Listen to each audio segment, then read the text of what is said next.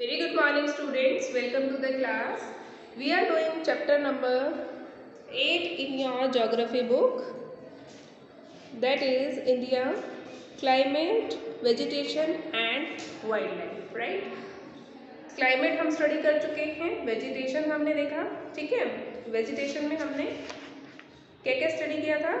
Tropical rain forest, कहाँ कहाँ पे लोकेशन है इनकी, किस तरीके के पेड़ पाए जाते हैं। ट्रॉपिकल डेसिडुअस फॉरेस्ट, कौन कौन से एरिया में होते हैं। थॉर्नी बुशेस, माउंटेन वेजिटेशन को डिस्कस किया था, जो कि 1500 मीटर से 2500 मीटर्स तक पाए जाते हैं कि हाइट के बीच में जो माउंटेन्स जो वेजिटेशन होती है, ठीक है। इसके अलावा हमने मैनग्रोव फॉरेस्ट के बारे में पढ़ा था, जो कि सलाइन वाटर में सर्वाइव करते हैं और ज़्यादातर जो है सुंदरबन, वेस्ट बंगाल के सुंदरबन और अंडमान निकोबार आइलैंड में पाए जाते हैं मैनग्रोव फॉरेस्ट, ठीक है। सुंदरी पेड़ जो है उसके नाम पे फॉरेस्ट का नाम जो है सुंदरबन रखा गया है, जो वेस्ट बंगाल में है, ठीक है। आज की क्लास में हम स्टडी करेंगे कि जो फॉरेस्ट है वो क्यों नेसेसरी है, क्यों ज़रूरत है हमें फॉरेस्ट की। फॉरेस्ट आर, पेज नंबर है आपका 61, why forest are necessary.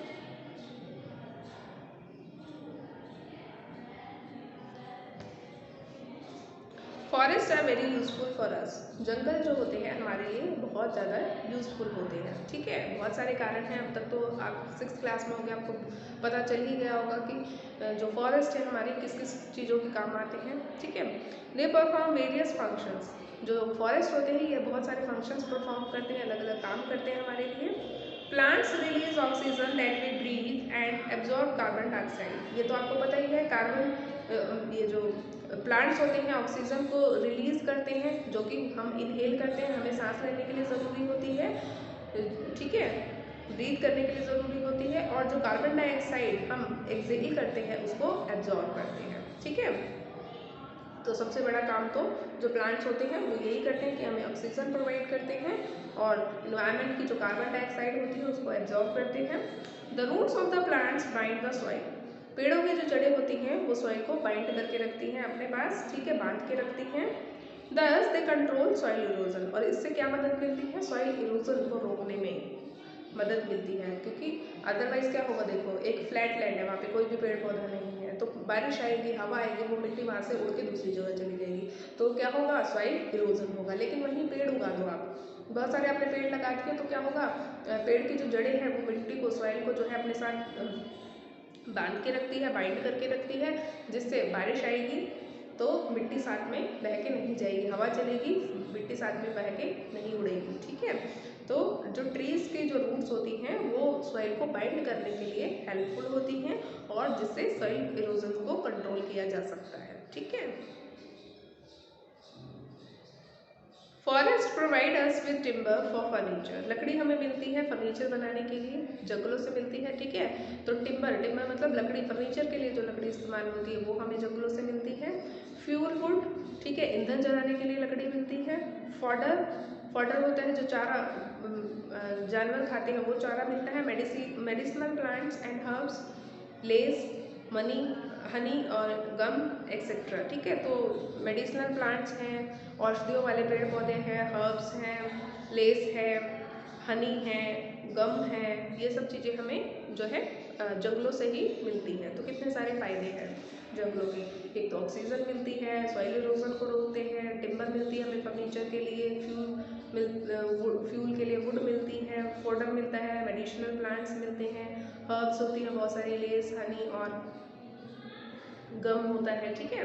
Forest are the natural habitat of wildlife. Forest, जंगल जो है, जो जानवर होता है, वाइल्ड लाइफ होती है, जो कि जंगली पेड़ पौधे, पशु पक्षी जो होते हैं, इनका एक जो है हैबिटेट, नेचुरल हैबिटेट मतलब एक जो है नेचुरल घर होता है। आपको पता है ना, जंगली जानवर, जंगली जो पशु पक्षी हैं वो सब जंगलों में ही रहते हैं, तो क्या होता है, जंगल इनका एक नेचुरल हैबिटेट होता है, रहने का एक नेचुरल जगह होती है। Natural vegetation has been destroyed to a large extent because of the reckless cutting of trees. जैसे कि लगातार हम पेड़ पौधों को काटते जा रहे हैं, लगातार जो हम पेड़ों के रेकलेस कटिंग मतलब लगातार जो हम काटते जा रहे हैं, इससे जो नेचुरल वेजिटेशन है ये बहुत बड़े लार्ज एक्सटेंट पे जो है ख़त्म होती जा रही है, डिस्ट्रॉय हो गई मतलब ख़राब हो गई है, बर्बाद हो गई है।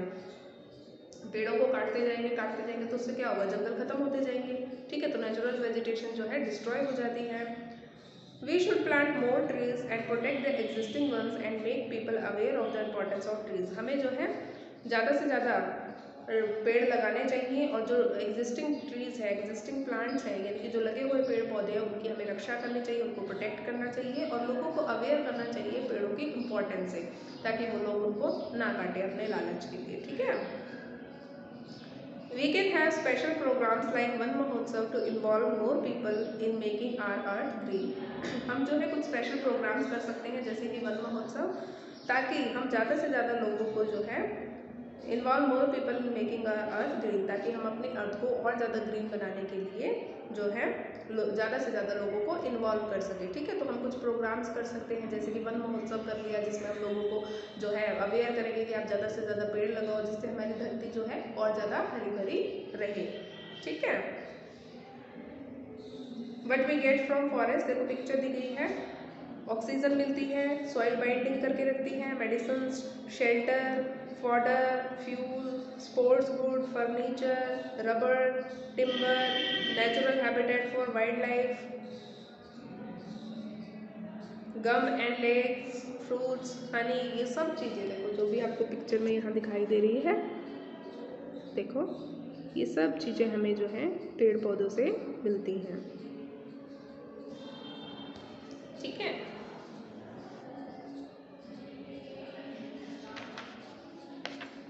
Leela's parents planted a sapling of neem to celebrate her birthday. Leela के जो पेरेंट्स हैं उन्होंने नीम की एक सैपलिंग मतलब छोटा सा एक पौधा जो है ग्रो किया है ताकि वो लीला का बर्थडे मना सके, यानी कि लीला के बर्थडे पे उन्होंने एक नीम का पेड़ लगाया है। On each birthday a different sapling was planted, उसके हर एक बर्थडे पे एक नई जो है सैपलिंग यानी कि नया पौधा छोटा जो है लगाया जाता है।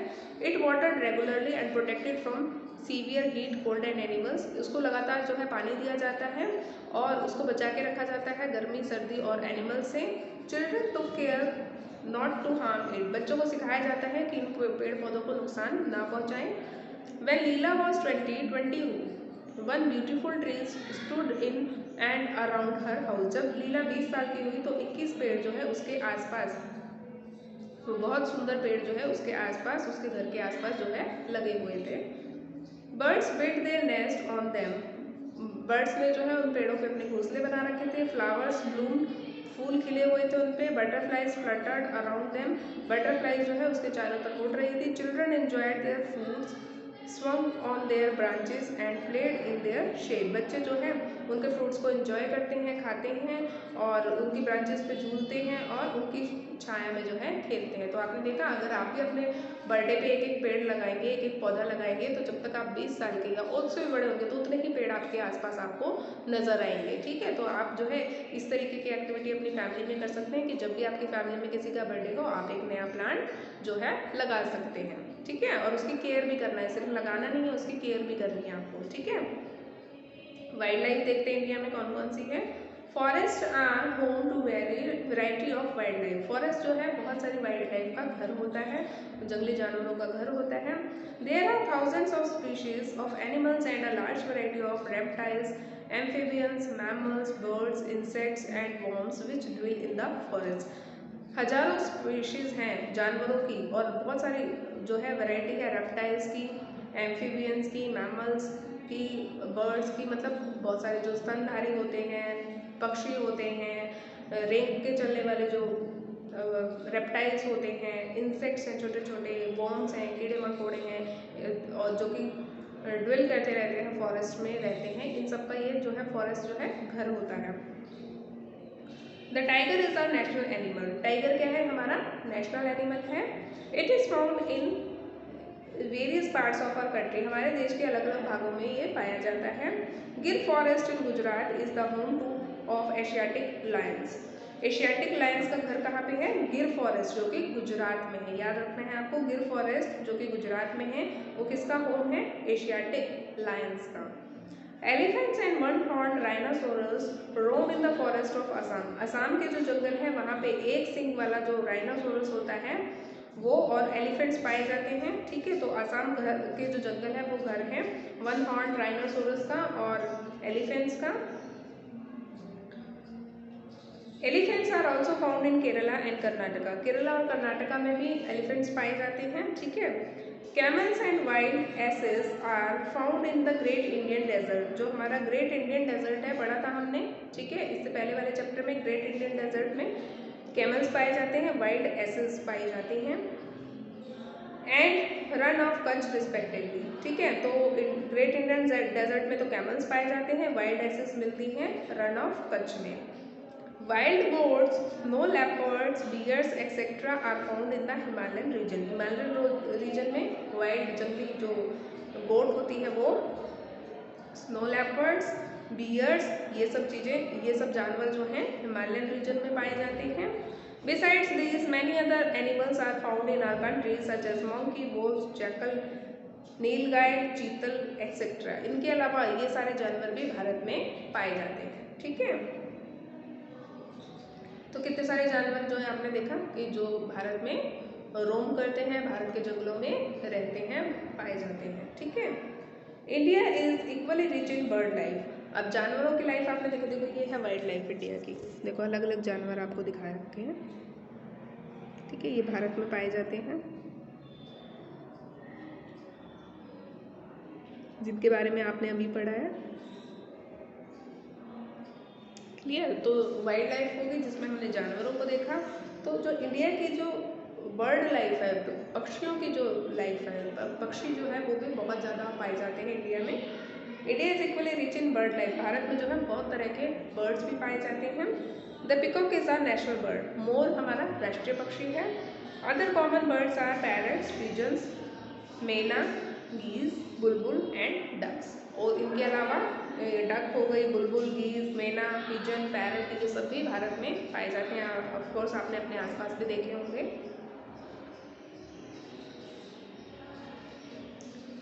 There are several bird sanctuaries which have been created to give birds their natural habitat. बहुत सारी जो है बर्ड सेंचुरीज बनाई गई हैं जहाँ पे जो है पक्षियों को जो उनका नेचुरल हैबिटेट है वो प्रदान किया जाता है, प्रोवाइड किया जाता है, ताकि पक्षी वहाँ पे जो है अपने नेचुरल हैबिटेट में रह सके। इसके लिए बहुत सारी जो है बर्ड सेंचुरीज बनाई गई हैं। These provide the birds protection from hunters.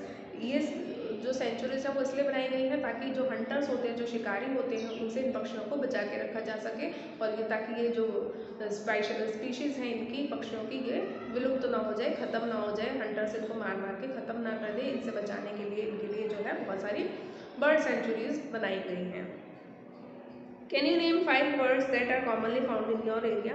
आपके एरिया में कॉमनली कौन कौन से जो है बर्ड्स पाए जाते हैं, आप उनके नाम बता सकते हो। आप अपने आसपास देखो, पिजन दिखेगा, स्पैरो दिखेंगे आपको, पैरट दिख सकता है, ठीक है, क्रो दिख सकता है, और बताओ इसके अलावा जो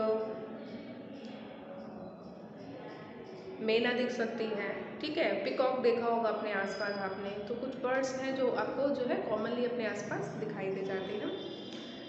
there are several hundreds of species of snakes found in India. इसके अलावा रेप्टाइल्स की अगर हम बात करें जो रेंग के चलने वाली हैं, तो हजारों, हंड्रेड्स, मतलब सैकड़ों प्रजातियां सांपों की भारत में पाई जाती हैं। सैकड़ों तरीके के सांप जो है भारत में पाए जाते हैं। स्पीशीज का मतलब होता है कितने तरीके की। Cobras and kraits are important among them. इनमें से कोबराज और कैराट्स जो है इम्पॉर्टेंट स्पीशीज हैं स्नेक्स की, जो भारत में पाई जाती हैं। Due to cutting of forest and hunting, several species of wildlife of India are declining rapidly.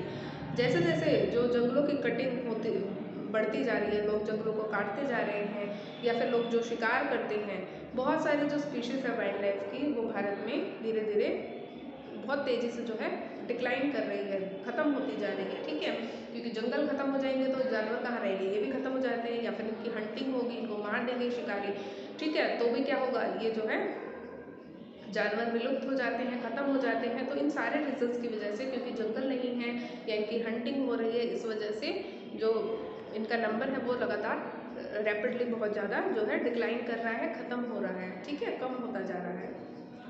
Many species have already become extinct. Extinct क्या होता है? जो ख़त्म हो चुकी हैं बिल्कुल। तो ऐसी बहुत सारे स्पीशीज़ हैं इन जानवरों की या पशु पक्षियों की जो कि एक्सटिंक्ट हो चुकी है, यानी कि विलुप्त हो चुकी है, ख़त्म हो चुकी है, ठीक है, कि अब उनके और ज़्यादा जो है जानवर या पशु पक्षी उस प्रजाति के बचे ही नहीं हैं, ठीक है। In order to protect them many national park, sanctuaries and biosphere reserves have been set up.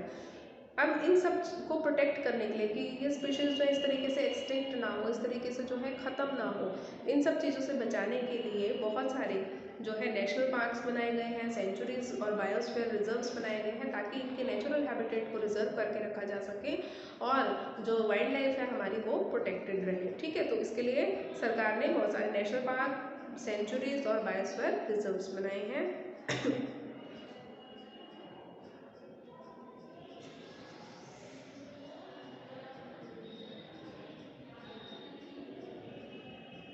The government has also started project tiger and project elephant to protect these animals. सरकार ने जो है कुछ प्रोजेक्ट्स भी चलाए हैं, जैसे कि प्रोजेक्ट टाइगर जहाँ पे टाइगर्स को प्रोटेक्ट करके रखा जाता है, और प्रोजेक्ट एलिफेंट ताकि हाथियों को प्रोटेक्ट करके रखा जा सके। इस तरीके के प्रोजेक्ट भी चलाए हैं ताकि एनिमल्स को जो है प्रोटेक्ट किया जा सके। Project tiger and project elephant. Can you name some wildlife sanctuaries of India and locate them on a map? क्या आप कुछ वाइल्ड लाइफ सेंचुरीज भारत की बता सकते हो और उनको मैप में लोकेट कर सकते हो? ये एक्टिविटी हम मैप बेस्ड एक्टिविटी में करेंगे।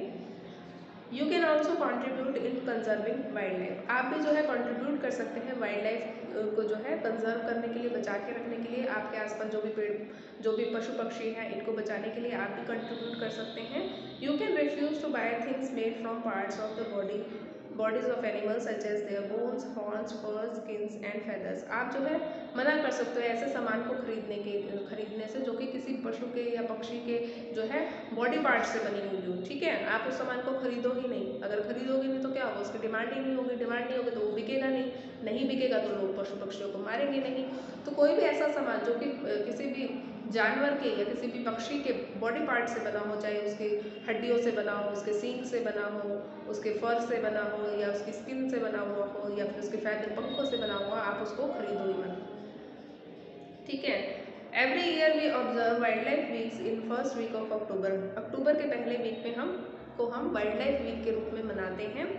टू क्रिएट अवेयरनेस, देखो हमने करे थे ना इम्पॉर्टेंट डेज सेलिब्रेट किए थे, तो उसी तरीके से इम्पॉर्टेंट वीक्स भी होते हैं। तो जो अक्टूबर का फर्स्ट वीक होता है हम उसको वाइल्ड लाइफ वीक के रूप में मनाते हैं, जहाँ पे हम प्रोटेक्ट करते हैं वाइल्ड लाइफ को, हम अवेयरनेस फैलाते हैं, लोगों को जागरूक करते हैं कि वो अपने आसपास के जानवरों को जो है प्रोटेक्ट करें, जानवरों से बनी हुई, उनकी बॉडी पार्ट से बनी हुई चीज़ों को ना इस्तेमाल करें, ठीक है। To create awareness of conserving the habitats of the animal kingdom. जो जानवरों की जो प्रजातियां हैं, इनकी एनिमल किंगडम को के नेचुरल जो हैबिटेट है इनको बचाए रखने के लिए लोगों में अवेयरनेस फैलाई जाती है। लोग देखो नेचुरल हैबिटेट को हम कैसे बचा सकते हैं? जंगलों को ना काट कर, ठीक है।